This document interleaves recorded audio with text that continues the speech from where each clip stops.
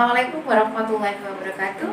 Bertemu kembali dengan Bu Yuli di pembelajaran geografi. Semoga hari ini kalian dalam kondisi sehat, tetap semangat mengikuti pembelajaran daring geografi.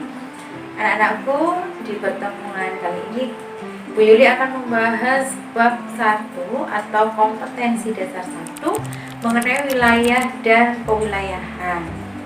Nah, untuk wilayah dan kewilayahan ini adalah materi 2 tahun terakhir. Jadi materi baru di 2 tahun terakhir. Sebelumnya tidak ada materi tentang wilayah dan kewilayahan.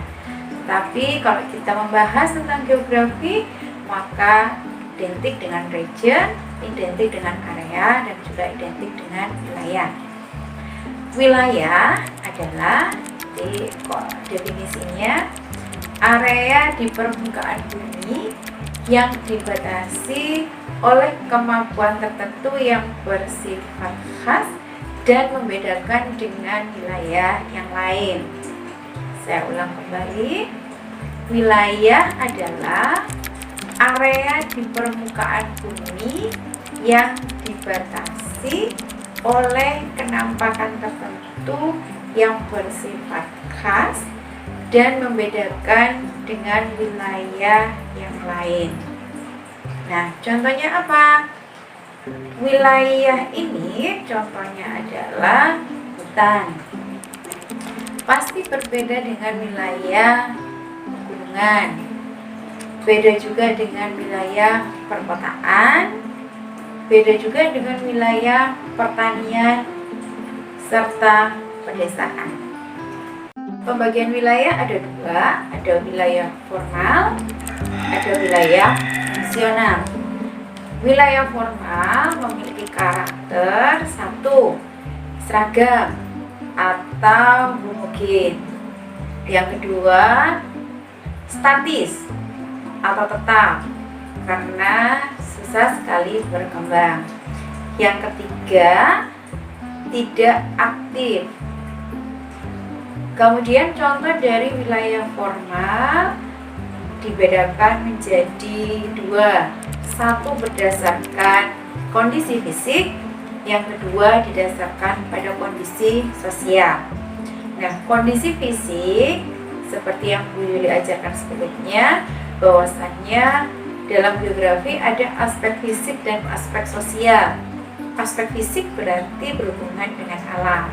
Nah, kalau wilayah formal yang didasarkan pada kondisi fisik berarti kondisi fisiknya sama.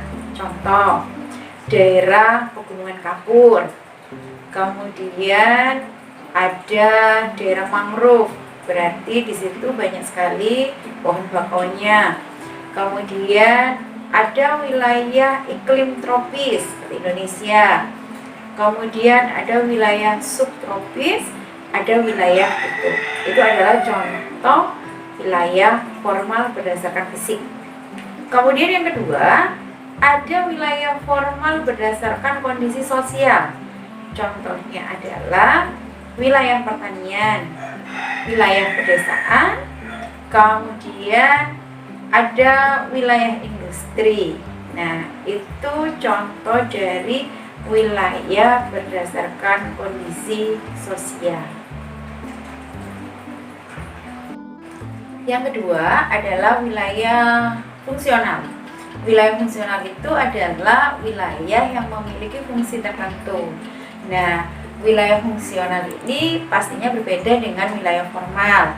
Karakter dari wilayah formal adalah yang pertama, dia memiliki sifat yang heterogen atau berbeda.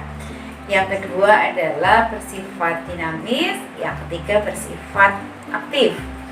Nah, contoh dari wilayah fungsional itu adalah kalau kita berada di Jawa Timur, ada wilayah fungsional, contohnya adalah Gerbang Kertosusila. Gerbang Kertosusila itu wilayah fungsionalnya ada di Surabaya.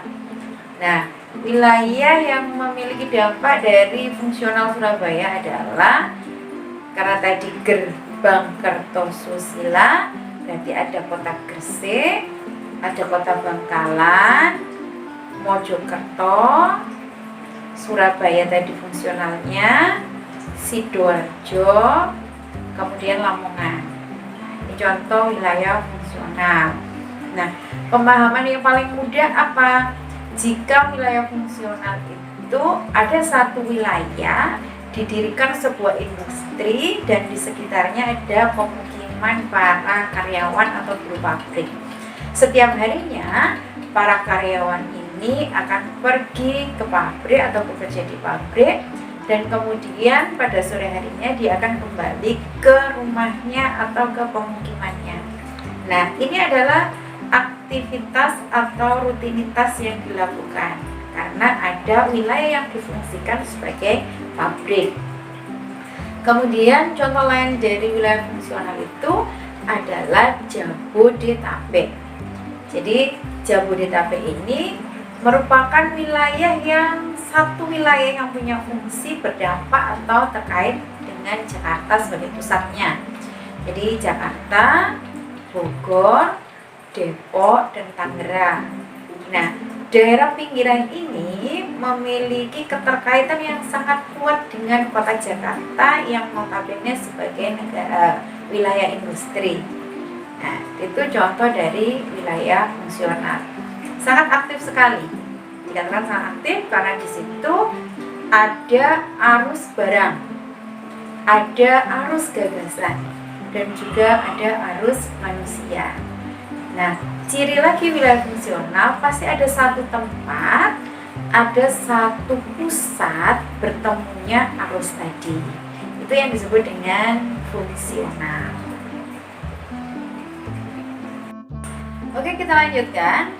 Kalau tadi Bu Yuli menjelaskan ada ruang, ada wilayah, sekarang lanjut ke pewilayahan.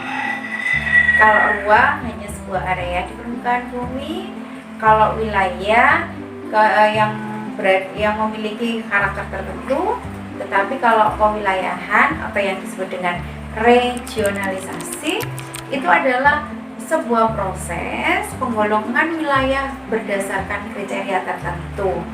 Nah, kriterianya apa? Sama dengan kriteria wilayah tadi. Ada wilayah formal, ada pewilayahan fungsional. Cuman penggolongannya tidak hanya formal dan fungsional saja, tapi kalau untuk penggolongan pewilayahan di sini ada beberapa. Yang pertama, ada pewilayahan fisik.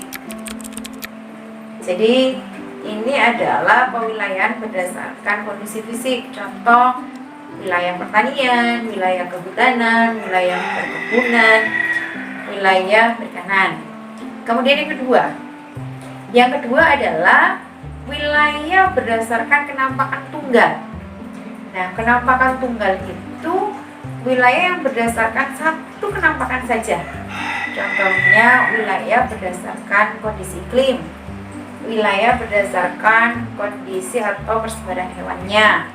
Nah, kalau kondisi iklim, contohnya Indonesia sebagai wilayah yang beriklim tropis. Ada negara subtropis, ada daerah kutub.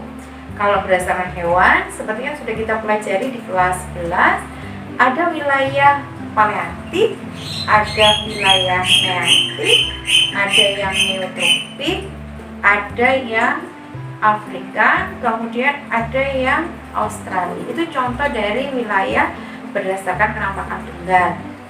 Kemudian yang ketiga, ada wilayah berdasarkan jenisnya. Contohnya adalah hutan hujan tropis. Nah, jenisnya ini dia terfokus pada flora tertentu saja. Jadi hutan hujan tropis itu ciri khasnya pasti ada liana atau ada rotan. Kemudian ada anggrek. Itu contoh dari wilayah berdasarkan jenisnya. Yang keempat, di 1, 2, 3, 4 ya. Karena yang keempat, wilayah berdasarkan spesifik atau berdasarkan khasannya. Contohnya adalah ini berdasarkan kondisi sosial budaya dan letak geografisnya, ada Asia Tenggara, kemudian ada Eropa dan seterusnya. Yang terakhir, yang kelima, ada pewilayahan berdasarkan sifat analisisnya. Nah, ini didasarkan pada faktor produksi. Misal, wilayah mana yang cocok untuk menanam jagung, wilayah mana yang cocok untuk menanam teh, dan seterusnya. Itu namanya wilayah analisis. Lanjut. Dari penjelasan yang sedikit tadi, sekarang Bu Yuli akan memberikan penjelasan apa sih manfaat mempelajari wilayah dan pewilayahan. Manfaatnya satu, menyederhanakan informasi keanekaragaman gejala atau fenomena di permukaan bumi. Yang kedua, untuk memeratakan pembangunan di semua wilayah. Jadi meskipun daerah pedesaan, perkotaan, pegunungan, fungsinya agar terjadi pemerataan pembangunan dan tidak ada kesenjangan antar wilayah. Yang ketiga, memudahkan koordinasi berbagai program pembangunan tiap daerah. Yang keempat, memantau perubahan yang terjadi di setiap wilayah. Jadi dengan beragam kondisi pewilayahan yang ada di Indonesia, itulah tujuan dari pewilayahan. Oke anak-anak, pembelajaran hari ini cukup sekian tentang wilayah, pewilayahan, dan juga manfaat pewilayahan. Semoga bisa dimengerti, difahami, dan jangan lupa absen di kolom komen. Kemudian sebagai bentuk evaluasi bahwa kalian sudah memperhatikan video ini, maka kalian harus mengerjakan Google Form yang linknya akan saya bagikan setelah ini. Akhirul kalam, wassalamualaikum warahmatullahi wabarakatuh.